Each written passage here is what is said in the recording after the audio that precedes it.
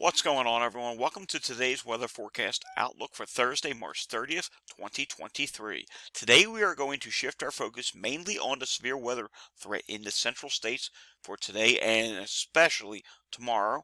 And we're also going to talk about the threat of potential severe weather in the Northeast on Saturday. Starting out with our satellite picture here, you can see we have a strong storm system or area of energy that is continuing in Idaho, Wyoming, Montana. That's our storm system that's going to eject into the east tomorrow and cause a major severe weather outbreak. We have cloudy conditions across Texas. Much of the east today is clear skies, but up here in the northeastern states, we do have windy and cold conditions. I was outside recently. It does not, here in Philly, it doesn't feel anything like spring. It's 46 degrees here right now on my Davis Vantage View Pro 2, and it doesn't feel like it. The wind chills are in the upper 30s right now, which here we are almost in April. All right, moving on to the national hazards map. We do have a fire threat for portions of Texas, Oklahoma, Kansas, and Colorado today, where wildfires are possible due to this dry southerly winds that are going to be up out ahead of the system. This system tomorrow is also going to have a snow aspect. There's winter storm watches up for portions of Nebraska, portions of South Dakota, and surrounding that there are winter weather advisories. You even have a winter storm warning up for portions of Wisconsin, where up to 6 to 12 inches of snow is possible, and any of these other areas, 3 to 5, maybe even 4 to 8 inches of snow are possible. Yes, as we're about to head into April. Elsewhere across the country is relatively quiet right now. You do have wind advisories or high wind watch that is up for portions of southwest Pennsylvania, West Virginia, and even the western portions of the state of Virginia and western Maryland. So that's something to be mindful of. All right, here we go. The SPC. Today, just a marginal threat in Oklahoma, Texas, Arkansas, southwest Missouri, southeast Kansas. Also marginal threat in Nebraska, South Dakota, northwest Iowa, and southwest Minnesota. However, you do have to pay attention to tomorrow. This is the big day we're watching. There are now twin moderate risk areas. There's a big enhanced risk area, but within that you have twin moderate risk areas. One that's up for Iowa. I'll put in some cities here. Des Moines, Iowa, you're just west of it. Howard, just to the east of you, look at this, moderate risk area. There's all modes of severe weather are likely. You have hail, which is possible. That's one of the lowest ones. Then you have winds, which is 45% in that area. And then you have the percentage for tornadoes. Here's the tornado percentage. 15% tornado area in portions of Iowa and western Illinois. Then you have another moderate risk area to the south for portions of Arkansas, Missouri, southwest Kentucky, western Tennessee, northwest Mississippi, and there is a 15% hatched area potential for tornadoes tomorrow. Both of these moderate risk areas could contain strong, violent, long-tracked tornadoes, and there could be more than one of them in each of these areas. So this is something we are very concerned about for tomorrow. Here's your wind potential. You have a 45% chance of damaging winds in western Illinois, extreme northeast portions of Missouri, and portions of eastern Iowa. So that's something we're really concerned about as well, because as you'll see on the models, this is a really strong storm system. The southern moderate risk, not a big threat of hail there. There's a bigger threat of hail up just east of Des Moines, Iowa, where there's a 30% hatched area. So that's something we'll have to watch. And let's take a look here at the models, shall we? And taking a look here, you will see, we'll start off with the HER model. Here's for today. Again, I'm not terribly concerned about what's going to happen in Texas, Oklahoma today. You can see just a few elevated storms get going. Nothing really major. Then as we look here later on, you can see here's your warm front up in the northeastern states. And that's going to push into the northeast tomorrow morning to Ohio Valley. You're going to see some elevated convection in Ohio Valley. There may even be a rain-snow mixture in northern New England. Then tomorrow afternoon, here comes the thunderstorm threat. You can see by mid-afternoon tomorrow from Texas on northeastward through Missouri, you do have supercell thunderstorms that get going. And initially, that's what it's going to be, supercell thunderstorms. Eventually, this will form into a QLCS.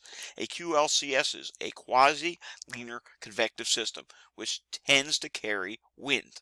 But the period before that, there's going to be about a 2 to 4, maybe 5 hour period before that, where you have supercells with the potential for long track tornadoes that is going to happen during this time frame.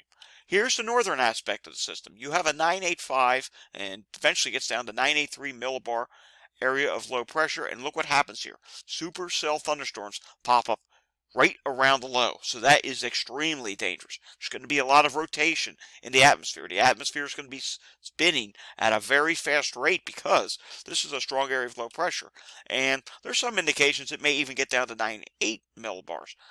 Those supercells eventually form a squall line as well, and that's another area where we have to watch for long track supercell thunderstorms. Now, yesterday there was some discrepancy in the models as to how far east the QLCS portion of the system would keep going.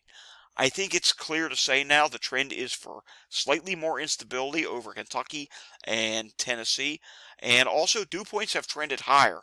So the threat of tornadoes, it has expanded more eastward, and that's why the moderate risk has been added down in this area because of the concerning rise in instability. Let me show you that. Here is the instability on the HER model. Take a look here. You can see into Kentucky now, western Kentucky. Instability, Cape numbers, they do get up to about 1,000. And even southwest of there, over 1,000. Look at Iowa, though. Iowa, you have Cape numbers close to 2,000 with a load that's going to go down to somewhere between 985 and 980 millibars, which will generate strong shear. That is extremely dangerous. And this is probably, I hate to even say this will probably potentially be the biggest severe weather outbreak we have seen so far this season in the United States. Let's take a look at the FV3 model. As you can see here on the FV3 model, not too concerning about today. Some elevated to maybe weak surface space convection gets going across portions of Texas and Arkansas. It's really a marginal threat. Yes, there will be a couple warnings here and there, but it's not going to be anything too terribly major. As I continue to advance this, you can see as we get into tomorrow, we will have the initial warm front across the Ohio Valley. The FV3 also is showing the wintry threat, possibly for northern New England. Not going to be a big deal, maybe just about an inch or two. And behind that warm front, watch what happens here. You start to see here, this is mid-afternoon tomorrow into tomorrow night, we have an explosion of supercell thunderstorms. Look at this, it even spreads back into Texas. You just have multiple clusters of supercell thunderstorms. Really concerning here with the FE3 model. It's probably the most bullish of all the models. I will be fair and tell you that. And look what happens in Iowa.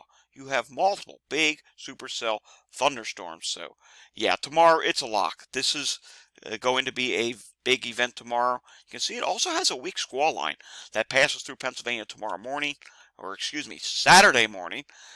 And behind that, we have to watch for the potential for a few severe storms across western Pennsylvania and even upstate New York Saturday afternoon. Not going to focus on that too much. There is, I'll show you here, if we go to the day 3 outlook, there is a marginal risk of severe weather for eastern Ohio, western Pennsylvania, and western New York. Could that get upgraded to a slight risk? It possibly could, as could this down here in the southeast. We could potentially see this upgraded to a slight risk, but our main concern is, again, we're going to end it on this, here in the central states where you do have twin moderate risk areas. I'll be honest with you, I don't ever recall a day that there were twin moderate risk areas. I'm going to have to look that up, and I'll post on Twitter if I can find a day in the SPC event archives that had a twin moderate risk. So if you live in these areas, pay very close attention. Take this seriously. This is going to be a severe, extreme threat tomorrow, and yeah, there's going to be damage. Yes, there's going to be strong tornadoes, and unfortunately, I think we could see some more areas of devastation. So therefore, you need to take this serious. We'll have another update potentially maybe tonight We're going to have an update tomorrow, but I have somewhere I have to be tomorrow that's going to put a monkey wrench in things. Hopefully I can get out of it early. We'll see. Until then, if you like this video, give it a thumbs up. If you want to see more content like this, or you're new to my channel, please hit that subscribe button down below. I would love to get my channel to grow much bigger so I can help protect and keep more people safe. I want people to be informed about the weather. My goal here is I don't want to do a lot of hype.